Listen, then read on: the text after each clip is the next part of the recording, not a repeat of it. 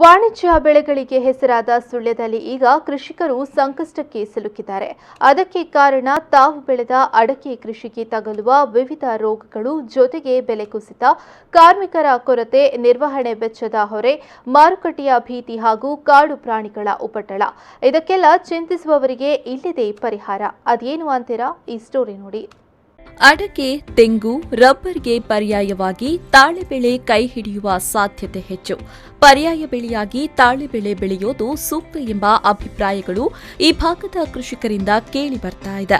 ಸದ್ಯದ ಸ್ಥಿತಿಯಲ್ಲಿ ಅಡಕೆಯ ಬದಲು ಪರ್ಯಾಯವಾಗಿ ತಾಳೆ ಬೆಳೆ ಸೂಕ್ತ ಎಂಬ ವಾದ ಇದೆ. ಇದಕ್ಕೆ ಸಾಕ್ಷಿ ಇಲ್ಲಿನ ಪ್ರಗತಿಪರ ಕೃಷಿಕ, ತೊಡಿಕಾನದ ಕೃಷಿ ಪದವೀಧರ ವಸಂತ ಭಟ್ ಅವರು. 2012ರಲ್ಲಿ ಸುಳ್ಯ ತಾಲೂಕಿನ ಹಲವು ಗ್ರಾಮಗಳಲ್ಲಿ ಹಳದಿ ರೋಗ ಕಾಣಿಸಿಕೊಂಡು ಫಸಲು ನಾಶವಾದಾಗ ಇವರು ಸ್ವತಃ ಚಿಂತನೆಯನ್ನ ನಡೆಸಿ ಅದೇ ಸ್ಥಳದಲ್ಲಿ ತಾಳೆ ಬೆಳೆ ಬೆಳೆದಿದ್ರು. ಆ ಮೂಲಕ ಫಸಲು ಬೆಳೆದು ಅದರಲ್ಲಿ ಅವರು ಯಶಸ್ವಿಯಾಗಿದ್ರು. ಈಗಲೂ ಇದೇ ಬೆಳೆಯನ್ನ ಮುಂದುವರೆಸಿದ್ದಾರೆ. ಜಿಲ್ಲೆಯಲ್ಲಿ ಈ ಹಿಂದೆ ಅಡಕೆಗೆ ರೋಗ ತಗುಲಿ ಬೆಳೆ ಕುಂಠಿತವಾದಾಗ ಹಲವು ರೀತಿಯ ಸಂಶೋಧನೆಗೆ ಮುಂದಾಗಿದ್ರು ಸುಳ್ಯದ ಕೃಷಿಕರು. ಅನಂತರದಲ್ಲಿ ದಕ್ಷಿಣ ಕನ್ನಡ ಮತ್ತು ಉಡುಪಿ ಜಿಲ್ಲೆಯ ವಾತಾವರಣ ತಾಳೆ ಬೆಳೆಗೆ ಸೂಕ್ತ ಎಂಬುದು ಮನದಟ್ಟಾಗ್ತಾ ಇದ್ದಂತೆ ಇದೇ ಬೆಳೆ ಬೆಳೆಯಲು ಸರ್ಕಾರವೇ ಪ್ರೋತ್ಸಾಹವನ್ನ ನೀಡಿತ್ತು. ಅದೇ ಕಾರಣದಿಂದ ಜಿಲ್ಲೆಯಲ್ಲಿ ಈಗ ಹಲವೆಡೆ ತಾಳೆ ಬೆಳೆ ಬೆಳೆಯುವ ಕೃಷಿಕರಿದ್ದಾರೆ. ತಾಳೆ ಬೆಳೆಗೆ ಯಾವುದೇ ರೀತಿಯ ಭೀತಿ ಇಲ್ಲ. ಪ್ರತಿ 15 ದಿವಸಕ್ಕೆ ಒಂದು ಬಾರಿ ಗೋದ್ರೇಜ್ ಆಗ್ರೋವೇಟ್ ಲಿಮಿಟೆಡ್ ಸಂಸ್ಥೆಯವರು ಮನೆ ಬಾಗಿಲಿಗೆ ಬಂದು ಖರೀದಿಸುತ್ತಾರೆ. ಇತರೆ ಕೃಷಿಗೆ ಹೋಲಿಸಿದ್ರೆ ತಾಳೆ ಬೆಳೆಯಲು ಖರ್ಚು ತೀರಾ ಕಡಿಮೆ, ಜೊತೆಗೆ ನಿರ್ವಹಣೆ ಕೂಡ ಸುಲಭ. ಬೇಸಿಗೆಯಲ್ಲಿ ನೀರು ಹಾಕಬೇಕು, ರಾಸಾಯನಿಕ ಗೊಬ್ಬರವನ್ನ ಹಾಕಬೇಕು, ವಿಶೇಷ ಆರೈಕೆಯನ್ನ ಕೂಡ ಮಾಡಬೇಕು ಎನ್ನುವ ಚಿಂತೆ ಇಲ್ಲ. ಅಡಕೆ ಬೆಳೆಗೆ ವರ್ಷಕ್ಕೆ 300 ಆಳು ಬೇಕಿದೆ. ಅಡಕೆ, ರಬ್ಬರ್ನಂತೆ ಇದಕ್ಕೆ ಕಾರ್ಮಿಕರ ಅಗತ್ಯ ಅಷ್ಟು ಇಲ್ಲ. ಉದ್ಯೋಗದಲ್ಲಿ ತೊಡಗಿರುವವರಿಗೆ, ಹೊರ ಊರಿನಲ್ಲಿ ನೆಲೆಸಿದವರಿಗೆ, ನೌಕರಿ ಮಾಡ್ತಲೇ ಕೃಷಿ ಬಯಸುವವರು, ಹೀಗೆ ಯಾರು ಬೇಕಾದರೂ ಯಾವುದೇ ಚಿಂತೆ ಇಲ್ಲದೆ ತಾಳೆ ಬೆಳೆಯಬಹುದಾಗಿದೆ. ತಾಳೆ ಬೆಳೆ ಇವತ್ತು ನಮ್ಮ ದೇಶದಲ್ಲಿ ಅತ್ಯಂತ ಒಂದು ಉತ್ತಮ ಬೆಳೆಯಾಗಿ ಬಹುಶಃ ಇವತ್ತು ಕೃಷಿಕರ, ವಿಶೇಷವಾಗಿ ಕರ್ನಾಟಕದಲ್ಲಿ ಅದರಲ್ಲಿಯೂ ದಕ್ಷಿಣ ಕನ್ನಡ ಜಿಲ್ಲೆಗೆ ಒಂದು ಉತ್ತಮವಾದಂಥ ಪರ್ಯಾಯ ಬೆಳೆಯಾಗಿ ಹೊರಹೊಮ್ಮುತ್ತಾ ಇದೆ.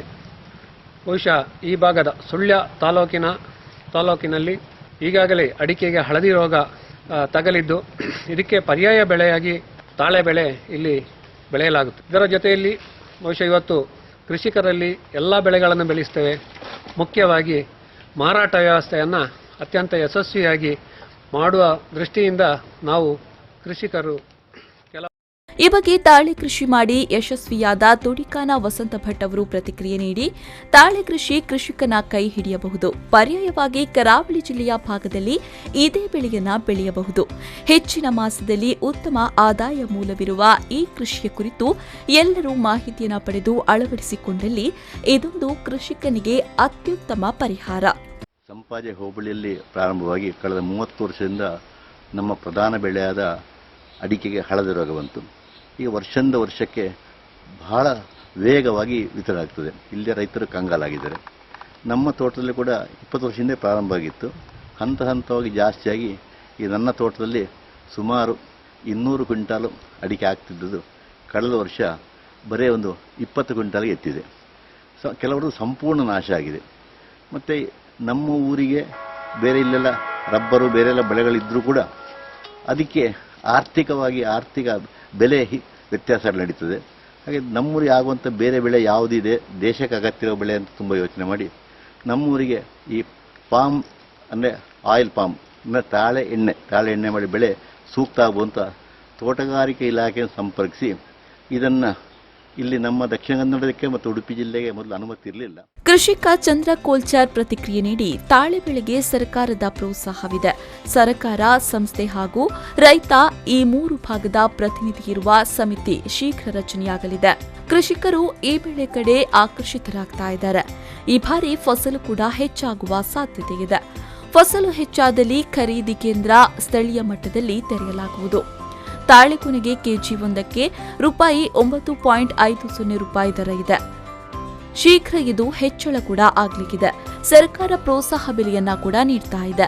ಮಾರುಕಟ್ಟೆಯಲ್ಲಿ ದರ ವ್ಯತ್ಯಯ ಆಗುವುದಿಲ್ಲ. ಸುಳ್ಯದಲ್ಲಿ ಈ ತಿಂಗಳು 11 ರಿಂದ 12 ಟನ್ರಷ್ಟು ಖರೀದಿ ಕೂಡ ನಡೆದಿದೆ.